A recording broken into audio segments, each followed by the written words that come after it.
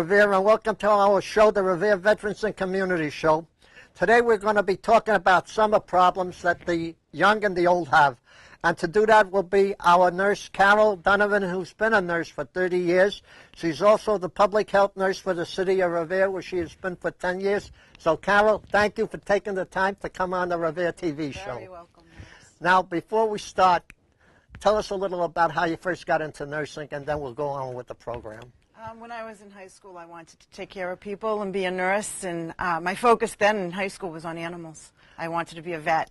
Now I know why your daughter Shannon came over to the senior center to take care of her old folks, because she learned it from you, Carol. She might have. Okay, Carol, let's start off the show. First of all, in the summer we do have a lot of mosquitoes, so take it away. Yes, an issue in Revere is the mosquito problem and mosquito bites, and I just want people to be aware that they are out there and to protect yourself against bites from mosquitoes. Use products like with DEET. DEET repels mosquitoes. Right. So there's OFF, and there's many products out there that have DEET. If you can't use that, you can use lemon of eucalyptus oil. I don't know if you've ever heard of it. No. Skin So Soft has a product out there, too, for bugs, and they have the IR3535 in that product. So there are products for people who are sensitive to chemicals, more milder products that repel insects. You can keep windows and screens of your put screens on your windows, keep your windows closed. Bugs are most prominent in the dusk at night, so stay out of stay inside during dusk time and dawn, and you can avoid a lot of mosquitoes. Right. I usually go out at night if I have to, sometimes with long sleeves. Yeah, long sleeves will do it. Cover Yep, yourself. Yep. Right. Yep. And remove all standing water in your area. They breed in standing water, like little puddles. So if you can get rid of little puddles in the area, you'll get rid of some mosquitoes as well. Now, do they breed in fresh water or just dirty water? Either. Or any water? Any water. Oh. Yeah, any water. So the time is like if you have... Rainwater. Right, so if Fresh you have, water. for example, a garbage bucket that's left open Right. and it rains and the water builds up, that also becomes a haven? You'll harbor mosquitoes in it. Yeah. What about the pools? I think chlorinated water, they don't affect, but don't forget chlorinated water becomes unchlorinated if it's out for a while. Okay. So if you're not treating the water, then it becomes A haven water. for the mosquitoes Sure. too? Yes, That's good to know. it is. That's good to know. Anything else you'd like to tell us about the mosquitoes? Well, mosquitoes carry diseases, West Nile virus, Eastern equine encephalitis, and the way the state tests for these diseases is by testing dead birds. Oh, talking about the birds, Carol. Birds. Could you hold this up and show Sure. them so they can photograph it on the show and show them what kind of birds that is? So these are the American crow, the blue jay, and the American robin. And the state wants you to call 1-800-MASS-WNV, which is 1-866-627-7968 if you see a dead bird. And then they'll test the dead bird to see if it's carrying West Nile virus or Eastern equine encephalitis. So in other words, if they see... I feed the birds. I love to feed them. And I do see the American crow. Yeah, there are a lot in our area. Yeah. Yep, I do see a couple of blue jays once in a while. Yep. And especially the robins. Yeah, the robins. Because they have that little beautiful brown... They do, they're pretty. Tan, yep, Yeah. underneath. Yeah, and that'll just tell you if there's these diseases in your neighborhood. And if there are, then the public health department warns people to be careful because that is in your area, the disease. And you should take special precautions to not get bitten by mosquitoes. Right, but I want to ask you about the mosquito again. Does every person that get bitten by a mosquito that has the virus, they have a weak immune system? A weak immune system might lead to the illness. 80% of people that get bitten with this virus do not get sick, Oh, they do don't? not have symptoms. Oh, I didn't know that. I have a West Nile virus handout that you can pick up in the health department, which is at City Hall, if you're interested in it. It's the public health fact sheet on West Nile virus. And on this is from the Mass Department of Public Health. It'll tell you that 80% of the people who get bit by a West Nile virus mosquito infected with West Nile virus, you do not get sick. So yeah, it is probably your weakened immune systems that will get symptoms like fever, dizziness, fainting, dehydration. It can lead to convulsions. It's all on here. skin rash on the chest. That's an indication of West Nile virus, stomach and back. So if you see rashes, your doctor will be able to tell you if you have it. Oh, so those are some of the symptoms that, that show up on there, huh? Yeah. That's good to know. The next thing I'd like to talk about is people that go down the beach, especially the young and the old. They go down and they're laying out on the beach and they're getting that beautiful tan, but they're getting bit by the sun. Yeah, I wouldn't know anything about that. I don't get good color when it's sun. Right. I get red and it goes back to white. So do I. Yeah, the sun is strong in the summer. It's stronger in the summer than in any other time. It is strongest between 11 a.m. and 4 p.m.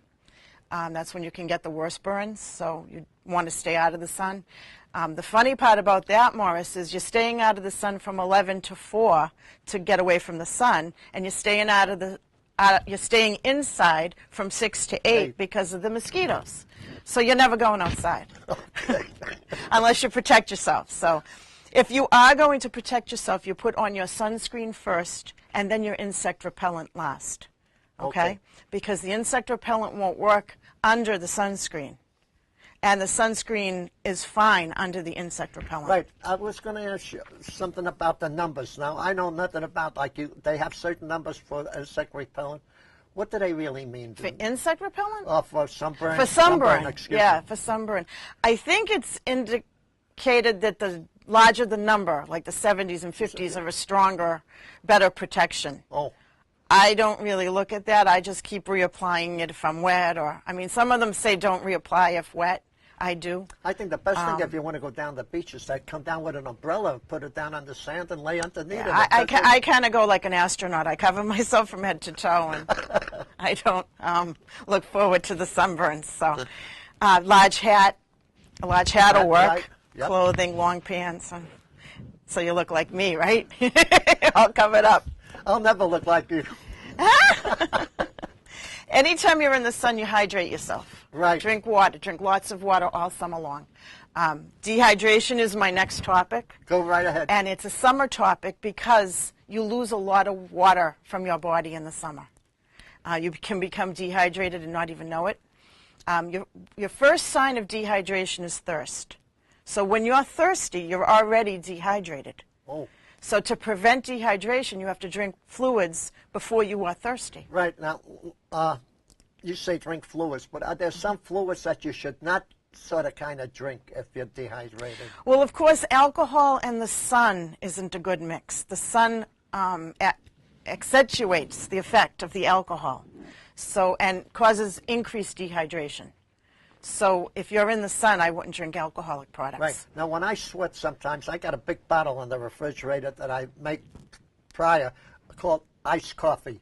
Iced coffee. I love iced coffee. I do, too. I make it by the gallon, literally. Is that okay to drink, too? It's okay, yeah. Your best fluid is water because there's nothing in it that would take away from the hydration. Oh, I see. So in other words, if you put sugar in your coffee, the sugar can add to the dehydration. Oh, it can add to it. So what you're trying to do is just to put the fluid into your cells of your body. So, not the salts remove the fluid, the sugars can remove the fluid. Oh, that's good to know. Drink water. Right. Now, another thing, like, I know in the summertime I lose a little weight, but that's normal? Well, that's probably fluid loss, yeah. Oh, from sweating? Unless you're eating less in the summer than you do in the winter. I eat a lot of salad in the summer because I don't like to cook hot food because I don't want to put the stove on in the house when you got the air conditioner. Oh, yeah, I know. So it's usually more cold food than it is hot food. Yeah, so it could be a combination. It could be fluid loss, but it might not be. It might be just your diet. Oh, okay. Increased exercise. Do you run around the house in the summer and you don't in the winter? No, that's true. You do. Yep, that's true. I go up and down the stairs a few times. Did you know, according to the Mayo Clinic, your body can lose 10 cups of water a day? I didn't know that. If you don't replace water, you will be dehydrated. By the way, when you say cups, are you talking about like this size? A cup. Mm-hmm. Yep. 10 a day? 10 a day. In the heat. That's not too good. When it's hot. That's not too good. No. And some of the symptoms, like sometimes, even in the summertime myself, maybe because I'm getting older and older, I get like a little dizzy spell. Could that be from the heat too? Yeah. That could be dehydration. Dizziness, fainting, thirst is all dehydration. If it becomes severe, it becomes increased temperature, convulsions, coma, and death. I mean, dehydration will kill you if you let it go on long enough, and an extreme case of it. You mean not drinking water? Not drinking or eating, that would be. Because there's water in foods, too. Oh, let me tell you what I like to eat in the summertime. What? Watermelon. Oh, I love watermelon, yeah. Cantaloupe. Cherry, the cherries. All your fruits have fluid in it. All your fruits have. Brown and green grapes. Oh, yeah. I mean, the color. The grape, yeah. Yeah, I love that. So those are all good to eat in the summer. All good to eat. That's good. Yeah. So I hope these young and old are listening. Because, everyone needs to do it. Yep, yep. This is also good for Stop and Shop and the rest of the fruit stores. Right, yeah. A plug for that. No. Oh, by the way, I'm glad you mentioned something. Stop and Shop gave me a bunch of flags. They met me on the street and they... Really? Yep. They had some flags and they said, give it to the people who deserve it on your show. So, Carol, I know you can get all the flags you need, but this one is a special flag. Oh, the Revere thank Veterans you. of the City of Revere. Thank you, Morris. So keep that as a souvenir. I will definitely keep this. Okay, and thank you. By the way, you may not be a veteran of the military, Carol, but you see what it says in the bottom? Revere Veterans Community. You are a great community veteran. Thank you, Morris. Okay, before we continue, Carol, you said, talking about August, you were going to come up with the flu shot. I am. The flu shots will be delivered to me in August. Right. And then I'll make a schedule. Yep. And I have to give you one. Right. And by the way, folks, I got to tell you, Carol gave me one last year right on the TV. We're going to do it again maybe this year, Carol. I'll do it. Yeah. Let me tell you, I never even felt the needle go in. I had to ask her, when are you going to do it? She says, we're done. I says, you got to be kidding. And we were, Carol. We were done, yeah. Right. It doesn't take long. It's an easy shot. I know that. But some people, usually I quench. You know, like. Oh, I have a daughter that won't take it. I mean, I'll take it, but I'll go like this. And I was waiting for it, but it never happened because you did it so nice. Thank you, Morris. We talked about heat stroke and heat exhaustion. Well, those are two different things. Heat exhaustion is something you can get if you're outside and you have the sun beating on you. You know, when you get hot and red and you feel like you're going to pass out, you get dizzy and you get extremely thirsty. You might get nauseous. That's a heat exhaustion that you can fix by drinking water, getting into a cool place. When it proceeds to heat stroke, that needs to go to the hospital. If you have heat stroke, you will have extenuating symptoms. Such as? High fever, convulsions, seizures, extremely hot skin. Whether you are in the cool area or not, if you have heat stroke, you really don't cool down. So you do need to go to the hospital and get treated for heat stroke. And you prevent heat stroke by noticing heat exhaustion and working with heat exhaustion to get rid of it, to cool the person off, have them drink cool fluids. Let me tell you, is soda also good for you? Like, I'm talking like ginger ale or diet soda or if nothing else, and it's cool, then it would help you. But ice cream too? Ice cream too? It would help you. I don't drink soda. I do. You know what I do sometimes? I get the ice cream and I make my own ice cream soda. An ice cream soda? Yep. I take about 3 scoops of ice cream, drop them in a big glass, put some Coca-Cola in there or ginger ale in there or root beer. Now, my doctor said to me, root beer and ginger ale are very good if you drink those two things. Yeah. You know, years ago there used to be a drink. I used to love to buy it, but I've never seen it on anywhere. It was called sarsaparilla. I don't know if you remember that one. Well, I guess it's before your time. What is it? It was like Coca-Cola bottle, root beer, ginger ale, really, orange, and it was called sarsaparilla. Sarsaparilla. It had like that root beer taste, but it was good. Really? Yep, I've never seen it again. I have to find that. No, if you find it, let me know. Okay. They don't have that out there anymore. Right. Now, Carol, what else can we talk about that you would like to talk about for the kids? How kids can protect themselves too. That's a tough one because they're running around playing outside in the sun. That's right. You just have to keep your eye on them. Make sure they're not getting overly hot because it can affect children too. And children are harder to cure. because when they lose water, more of their body is water than ours. Oh. So with children, you have to make sure that their temperature isn't going up, that they're not becoming dizzy, disoriented, falling down because of the heat.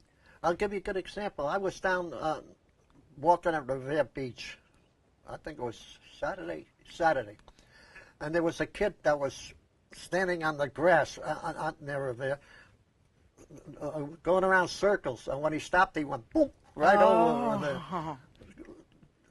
Could that be from the sun, too, to make him dizzy to be able to do this? I don't know. He might have just been playing. I mean, if I spin around, I'm going to fall, too. Oh, are you? So, that's like that. What is it, the umbrella? You run around the umbrella and then you can't stand up.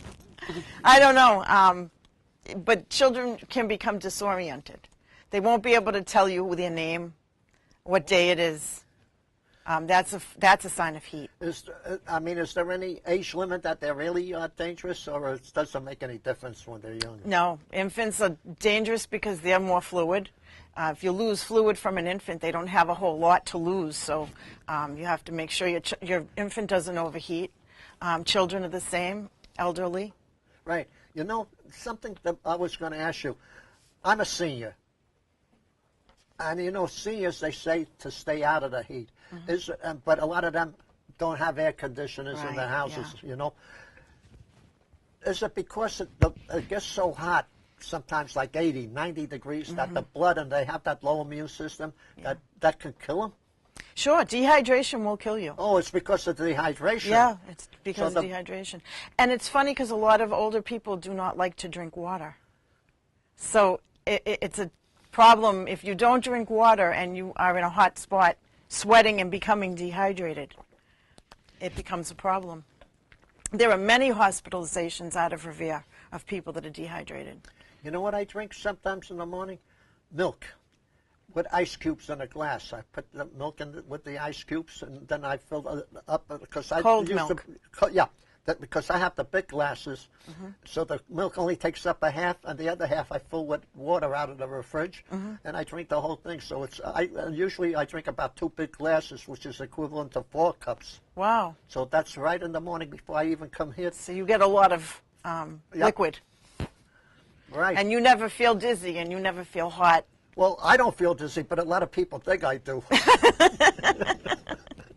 But as long as you don't feel dizzy, you're good. No, once in a while I do get, if I'm out in the sun, like when I'm feeding the birds sometimes, and I'm not in the shade, and it's very, very hot, I can walk across the street, I'll sit down, and I will feel just for about a few minutes dizzy because I feel the sweat on top of my forehead. Yeah, it happens. The heat is hot. But is sweat good for you too sometimes? Or? Sweat is the body cooling you off. Oh, is that what that is? I think that's what they say it is, yeah. But, you know, it is also a form of losing fluid from your body. Now, Carol, you've been with the school 10 years. With the city. With the city, but you're head of the nursing department. I am head of the school nurses, yes. That's 3 years. What do you do with the other, does each school have their own nurse? Each school does have their own nurse. Oh, and where do you get all that information, like from the state that relays it to the city, which would be you, and then you pass it on to them? That could happen, sure, with different outbreaks, and it's a communication, really. You know, you let them know what's going on, they can look for it. I got to tell you, sometimes even I get confused because sometimes they say, like, don't drink A, B, don't drink A, don't drink B, don't eat C, don't eat D. Sure. And then 5 years later, A and B are good for you. Yeah. What makes them change from a negative to a positive? Experiments, the research. Oh. They look at what the best practice is, and then they'll tell you what the best practice is, and it might be different from what we were all doing before that. But I'm also telling you 2 things. I'm telling you to stay out, stay inside, avoid the sun 11 to 4, 11 to 3, and then stay inside 6 to 8. So I'm also telling you, you know, don't go outside. Right. There was just a case recently, I'm sure you read about it. Well, that was premeditated murder, I think, where the father left his little kid in the car. That was hard. Yeah, that was hard to watch. Yeah. I think for what, 8 hours, 7 hours, 8 hours? While he was at work. Yeah. But that was premeditated, though, they say, in there. And even the little kid, a baby, I mean, just from the heat in the car. Right. Yep. Oh, yeah, that'll kill you. So I think that'll kill any age in the car like even that. an adult too? And a dog, yeah. You can't. You have to leave windows open, and then if it's really, really hot and the windows aren't good enough, you can't leave your child or animal in the car. I'm an animal lover. I do. I love dogs, cats, you name it. I love it. You have them too. I know. Okay. I see sometimes people traveling down the highway with the window open in the rear, the dog with the dog out the window laughing. Yeah. Yeah, but I mean that's not good for them, though. I mean, to have that wind coming right at them like that. Oh, I have no idea. I just hope they don't fall out. Well, I don't know. I've never been a dog. I've never done it with my dogs. No. Okay. By the way, I'd like to ask you, what would you like to see in the future for medicine or helping the people to, to protect themselves? I'd like to see a decrease in the obesity problem. That's a focus. I'd like to see a decrease in the flu. I'd like to vaccinate everybody in Revere. Or have other people vaccinate. I don't care if I do it or if anyone else does it, but right. I'd like everyone to be vaccinated. Now, I'm not going to mention the lady's name, but I told a lady about you. I did. I says, she was worried about the needles. I says, if you get Carol, you don't have to worry. Oh, thank you. She said to me, I don't want the flu shot because I'm allergic to flu shots. She's allergic to the eggs. Oh, is that what it is? Probably, yeah. The flu shots are made in eggs. They're grown in eggs. So if you're allergic... I eat eggs. I have no problem with them. Well, then you can have the flu shot. Well, you did fine with the flu shot. I still can't fly, Carol. You still can't fly. No. I'm trying. You're going to have to do better flu shots. I'm going to have to do a better job with that, yeah. Oh, that's good. Morris didn't flu. Right. It never occurred to me, like, the young, the middle... What is considered like young from, let's say, from birth to what, to 21? That's young? Would that be young? I don't know. I think you're young. You're not young? I'm a senior, 85. If you call that young, yeah. It's all perspective. Exactly. It's all perspective. You're as young as you will. Yeah. Feel. Don't put a number on you. Put a feeling on you. Do you feel good or bad? My legs, I don't know what they used to be. I mean, I can't walk as much as I used to. Otherwise, I have no problem. But there was a point in your life you couldn't walk anyway. So you're better than that, right? Oh, yes. See? Yes. So? That's true. Yep. Morris, you're funny. No. I got to tell you, what else would you... Oh, talking about this here, let's go back to this... where people... Carol... Tell them your number if people want to contact you and get some information. My number in the health department is 781-286-8176. Just ask for Carol. And you're located at? I'm in the back of the Legion building. It's 249R rear Broadway. So it's the back of the right, 249R Broadway. Yeah, I'm in the back of the Legion building. Right, Carol. I've known you for a long time, and let me tell you, it's been a pleasure knowing you. Thank you, Morris. And I've known your daughter Shannon for quite a while. You have. Too. Yep, yeah. I had her on the show here. You did. Yeah. Yep.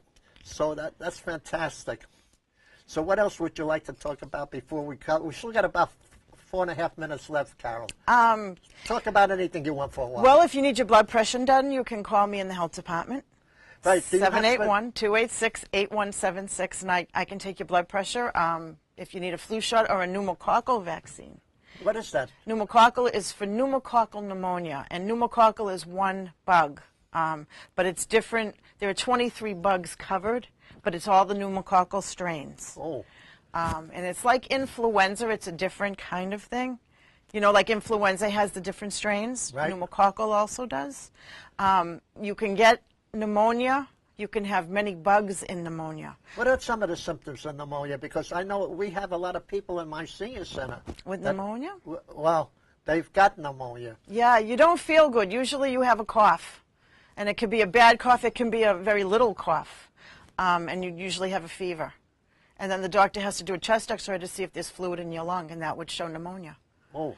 And then if it's an infected fluid in your lung, you get antibiotic, and that's where the pneumococcal vaccine comes in. You won't get the pneumococcal bug if you've had the vaccine, but you can still get pneumonia. So that's good to know. That's good to know. It's involved. Now, Carol, before we start, I started the show at the beginning, and I like to backtrack for a minute. Okay. Yeah. You were born in Revere? Yes. And you went to school? In Revere, the Lincoln School and Revere High School. Oh, Revere High School? Yeah. Back in the day, the Lincoln School went to the 8th grade. So I went 1 through 8 at the Lincoln School. And you went to college? I went to Boston College School of Nursing. Oh, BC? That's a good school. Not only a good school, but a good football team. Yeah, it was then, too. I went to school with Doug Flutie. Did you really? I did. Yep, I was in one of his classes. He doesn't know it, but I do. So, you're right. He had a kid that I think had autism. He has an autistic son, I think, yeah. And he was a great football player for the little time he did with the New England Patriots. Yeah, it's fun to watch. So that brings back... So you watch football, huh? I watch baseball, football. I hope people don't hate me. I come from New York. Uh-oh. And no, before we say uh-oh, it's not the Yankees. I was a Brooklyn Dodger fan. Okay. Because I grew up in Brooklyn. Oh, okay. Then the Dodgers moved to Los Angeles. They became the LA Dodgers. Mm-hmm. I had a choice to root for the Giants or the Yankees. Since the Giants were the bitter enemies of the Dodgers, I wasn't going to root for the Giants. That left me with the Yankees. Had to root for the Yankees. So I root for the Yankees. I never realized I would be moving to Boston, Massachusetts, or Revere, where the people here are fanatical Red Sox fans. Fanatical. By the way, right. They are great fans. And when Ted Williams used to come to Yankee Stadium, we loved him. Yeah. So, I mean, we treated him like he was a Yankee, really. We would applaud him. Not only because he was in the military for a long time, and if he hadn't been in the military, he would have broken a lot more records than what he did. Probably. Yep. Yeah. So it was a pleasure to have him. So, Carol, we got about a minute left. Wrap it up. Thank you so much for having me on the show, Morris. I appreciate it. And I hope I could give the community a little bit of information. That was good, Carol. So, first of all, let me thank you for coming on here. Nice seeing you again. Right. It was a pleasure to have you for the second time, and we're going to have you for the third time about the flu shots, I hope. Okay. We'd love to have you and let the people in Revere know and around the community, even around the country, because this is on Facebook and YouTube. So let me say, Carol, God bless you for coming on the show. Thank you. God bless the people of Revere. God bless our troops, and especially the great country, the United States of America. And thank you all for listening. Until the next time, thank you. That's a wrap.